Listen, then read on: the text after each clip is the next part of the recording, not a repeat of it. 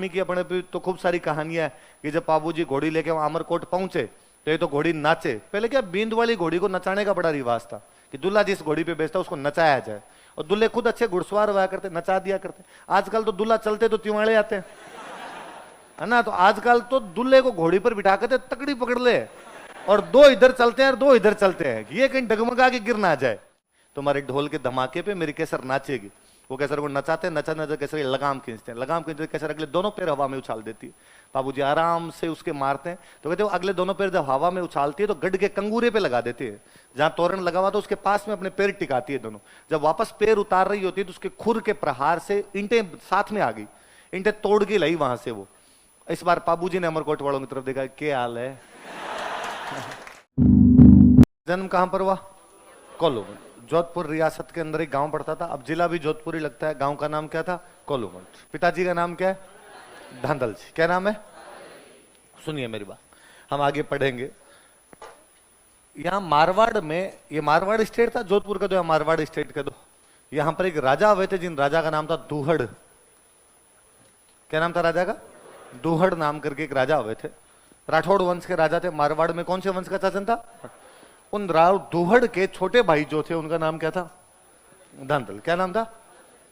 इसका मतलब है बाबूजी मारवाड़ के राजा के छोटे भाई के बेटे हैं। इसका मतलब बाबूजी राजकुमार है। बाबूजी क्या है? वो एक रॉयल फैमिली से बिलोंग कर रहे हैं, वो एक राजकुमार है। पिताजी का नाम क्या है? धांधल। मम्मी का नाम क्या है? कमला। क्या नाम है? ऐसा कहा जाता है कि बाबूजी की जो ओरिजिनल मम्मी थी वो तो एक परी थी। परियां होती है, परियां आसमान में जो परियां होती है, एंजल्स। पापा की परी है वाली ने, एंजल्स दो होती है। ऐसी कहानी है कि वो जो परियां है वो धरती पर घूमने के लिए आती है कई बार, लेकिन उनके साथ समस्या है कि जब वो धरती पर घूमने के लिए आती है तब यदि कोई उन्हें पहचान ले, देख ले उन्हें, तो वापस नहीं जा पाती है वो।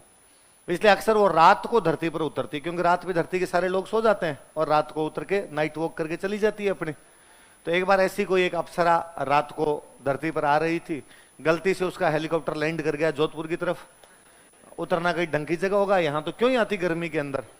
यहाँ नीचे उतरी तो उसे गर्मी लगी, तो उसे लगा भयंकर काम है, यहाँ तो गर्मी जोरदार है। तो जो जहां उतरी थी वहां पानी का तालाब था, तो उसे लगा कि अभी तो गर्मी लग रही है तो मैं नहा लूं तो ताकि गर्मी थोड़ी कम लगे, तो नहाने के लिए तालाब में उतर गई। धांधल जी उस दिन उस रात को ही अपने घोड़े को लेके वहां से निकल रहे थे। धांधल जी को लगा कि यार अपने घोड़े को पानी पिला लेते हैं। वो वहां जैसे तालाब के पास गए, उन्होंने देखा कि वहां तो एक महिला नहा रही है। महिला ने देखा कि कोई व्यक्ति मुझे देख रहा है, तो उस महिला ने कहा, उस परी ने कहा कि तुम जो कोई भी हो पर ये धांधली कर रहे हो।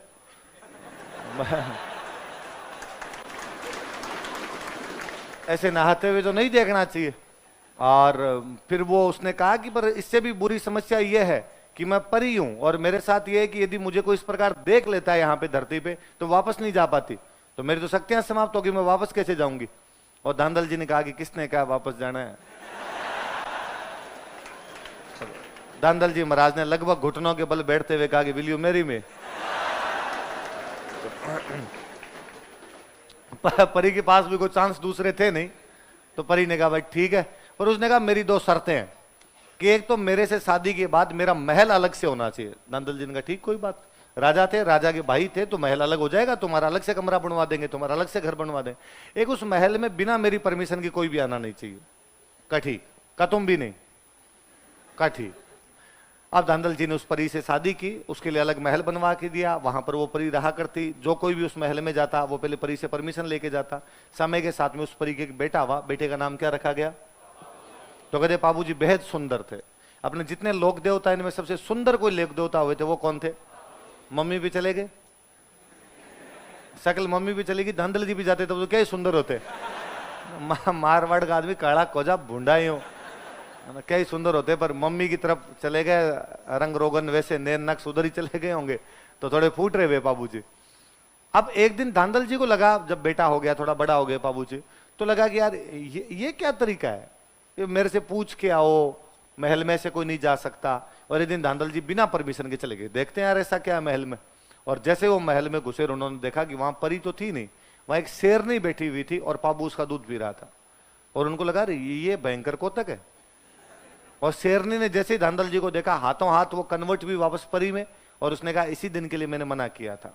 मैं परी हूं, मेरे में शक्तियां हैं कि मैं मेरा रूप चेंज कर सकती हूं, और जब मैं अकेली होती हूं तो अपना रूप चेंज करके यहां पे रहती हूं। पर आपने अपना कॉन्ट्रैक्ट तोड़ दिया, आप बिना पूछे आ गए, अब मैं यहां पर नहीं रहूंगी, अब मैं मेरी वापस जाऊंगी। धांधल जी ने खूब समझाया कि भाई रुक जाओ तुम यहाँ पे, पर वो नहीं मानी, वो यहाँ से चली। उसने जाते जाते कहा कि एक माँ की दो इच्छाएं होती है, एक तो अपने बच्चे को दूध पिला के थोड़ा बड़ा करे, और बच्चा जब थोड़ा बड़ा हो जाए तो अपने कंधों पे खिलाए, अपने पीठ पे खिलाए, उसके लिए घोड़ा बने।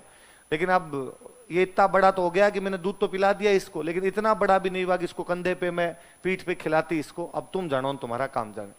तो कहते वो परी तो चली गई। फिर धांधल जी के एक और रानी थे जिनका नाम था कमला। क्या नाम था? दे का मतलब है देवी, तो अपने कमला देवी को पूरा नहीं लिख के क्या लिख दिया करते? कमला। और कमला देव कहा गया भाई आप इसका लालन पालन करो। तो बाबू जी को पालने वाली जो पालन पोषण करने वाली जो माता जी थे वो कौन थे? बाद में समय के साथ बाबूजी बड़े हुए तो बाबूजी की सगाई की गई। अमरकोट पाकिस्तान के अंदर एक जगह पड़ती है अमरकोट, सिंध में, है ना। आप पहले जब तारबंदियां नहीं थी तब उस साइड के अंदर सगाइयां बहुत नॉर्मल सी बात हुआ करती थी कि भाई वो जोधपुर का पार्ट ही था, एक्सटेंडेड पार्ट था वो जोधपुर का उधर वाला अपना। और वहां के एक राजा है राणा सूरजमल सोढ़ा। क्या नाम है राजा का? उस राणा सूरजमल सोढ़ा की एक राजकुमार है जिसका नाम है फूलम दे। क्या नाम है? कई जगह उसी का अपनी कहानियों में कविताओं में नाम आ जाता है सुप्यार दे, तो आप उसी का नाम मान लीजिए, भले आप फूलम दे मान लीजिए, भले क्या मान लीजिए सुप। अच्छा कई बार स्टूडेंट जिद पर ही रह जाता है, सर सही सही बताओ फूलम दे या सुप्यार दे।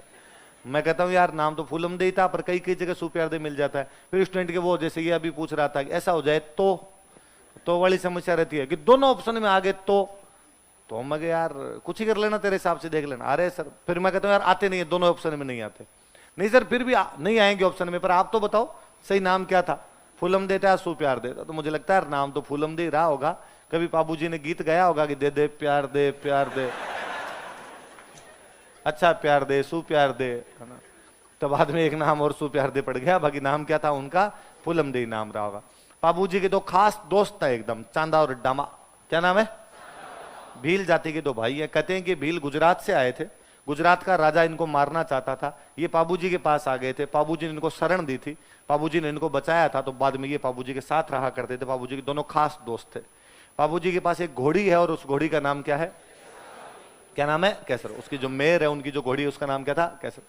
कहानी है कि पाबूजी जब शादी करने के लिए जा रहे थे अपनी, तो पाबूजी शादी करने के लिए जा रहे, दूल्हे बने, एक तो फूट रहे थे पाबूजी इतने, ऊपर से दूल्हा और फूटरा लगने लग जाता है, और दूल्हे वाले कपड़े शेरवानी पहनी, साफा बांधा, ऊपर कोई तुर्रा कलंगी सिरपेच एंटीना जो लगते हैं वो सारे लगाए। एंटीना होता है सच में, वो जो लंबा सा होता है उसको एंटीना बोलते हैं। मोड़ वोड़ बांधा, पाबूजी बड़े सुंदर लगे। चांदा और डामा दोनों खुद जोधपुरी कोट पैंट ऊपर तक बटन बांध के तैयार खड़े थे, और चांदा और डामा ने पाबूजी कहा यार पाबूजी थो थो थो थो नजर नहीं लग जाए, क्या फूट रहे लग रहे हो, आज अमरकोट के छज्जे टूट जाएंगे।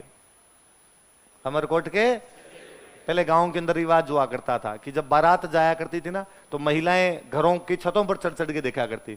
तो कई बार वो हवेलियों के बाहर छज्जे, हवेली की जो छत होती है उसके बाहर आगे वो निकला हुआ सा रहता है ना, छज्जा बोलते हैं उसको। तो इतनी भीड़ हो जाती कि लोग छज्जों पे भी खड़े हो जाते, तो छज्जे बेचारे बाहर झेल नहीं पाते, गिर जाते। तो क्या आज तेरे को देखने के लिए पाबूजी इतनी भीड़ होगी कि महिलाएं और बच्चे छज्जों पे चढ़ेंगे, छज्जों पे चढ़ेंगे तो गिर जाएंगे।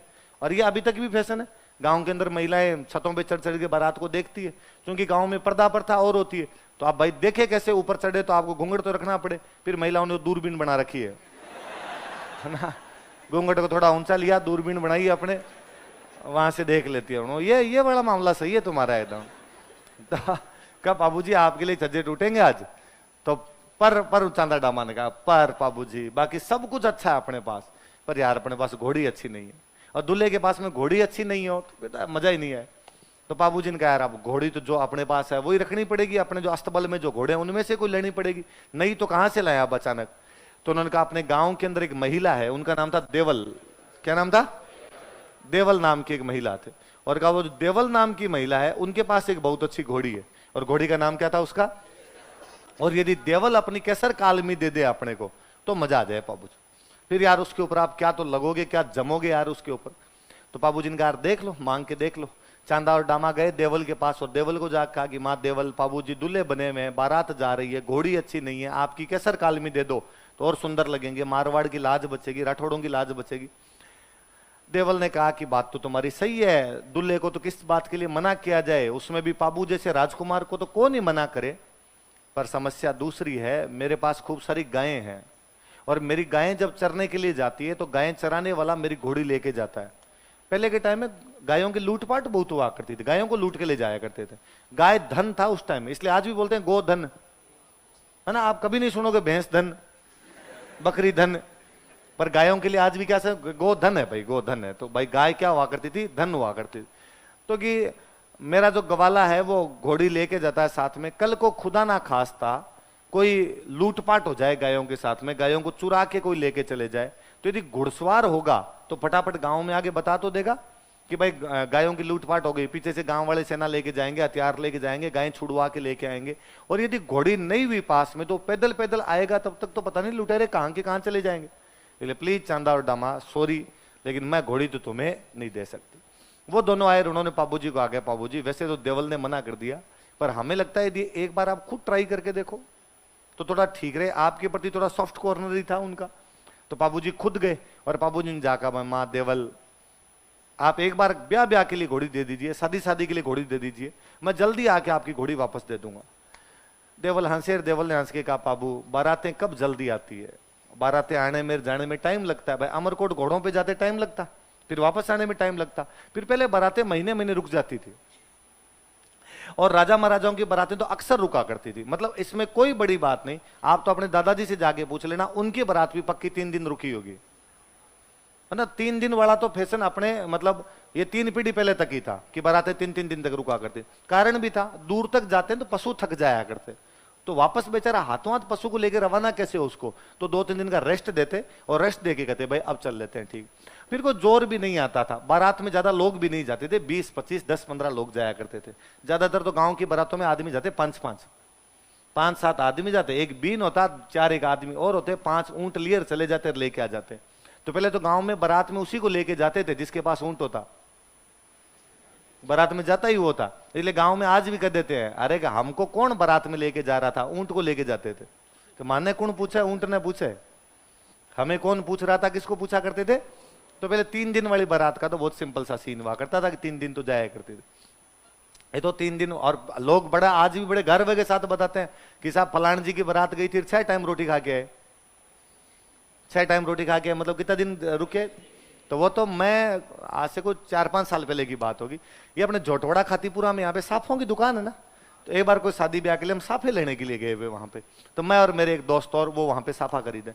अब हमें तो इतना ज्यादा कोई पता भी नहीं चलता कौन सा साफा क्या, अपने तो ये है भाई रेट पूछे 3-4 के, फिर अपने लगता है इसके रेट थोड़े ठीक है, तो अपने लगता है ठीक होगा तो वो वाला ले लो यार, और तो क्या करो। तो हमने पूछा कि भाई साफे कौन कौन से, उसने बता दिया ये 500 का, ये 700 का, ये 800 का।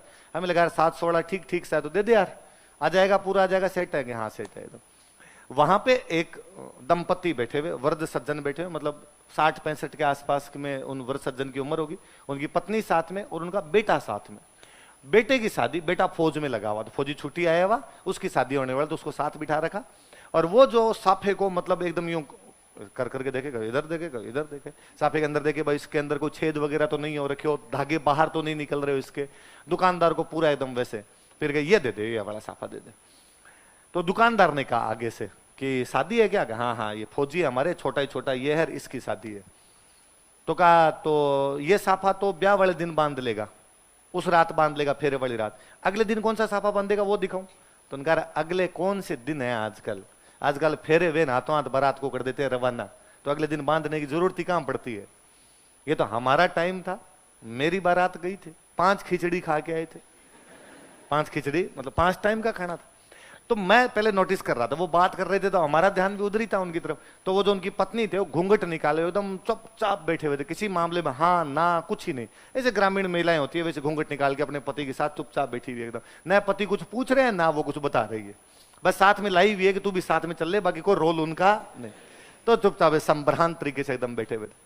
पर जैसे ही उन्होंने कहा कि हम भाई बारात तो मेरी गई थी और 5 टाइम खाना खा के आए थे, तब वो अचानक बोले 5 को नहीं 6।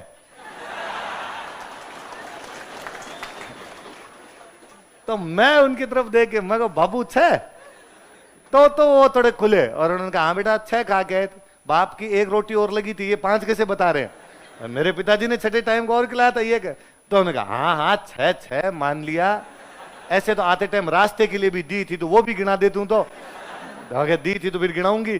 तो मैं ये भी कितना और रोब हुआ करता था, 5 क्यों बता रहे हो, कितनी रोटियां खिलाई हमने, 6 टाइम खिचड़ी खिलाई थी हमने आपको। तो पहले बारातें लंबी लंबी जाती। तो देवल ने कहा भाई तुम जाओगे आओगे वहां रुकोगे टाइम लगेगा, तब तक क्या पता मेरी गायों को कोई लूट के ले जाए। तो बाबूजी ने कहा कि देवल मैं आपको वचन देता हूं, यदि आपकी गायों को कोई लूट के ले गया तो आप मेरे पास एक समाचार भिजवा देना, यदि मैं रास्ते में जा रहा वहां तो आगे ब्याह करने जाऊंगा नहीं, बीच में आ जाऊंगा और आपकी गायें बचा के लेके आऊंगा। मैं यदि 10 किलोमीटर पहुंचा 10 किलोमीटर से ही वापस आ जाऊंगा। मैं यदि वहां पहुंच गया और तोरण मार रहा हूं और उस टाइम मेरे को न्यूज मिली कि भाई आपकी गायों की लूटपाट हो गई, मैं बिना तोरण मारे वापस आ जाऊंगा। इवन यदि मैं फेरे ले रहा हुआ तो मैं बिना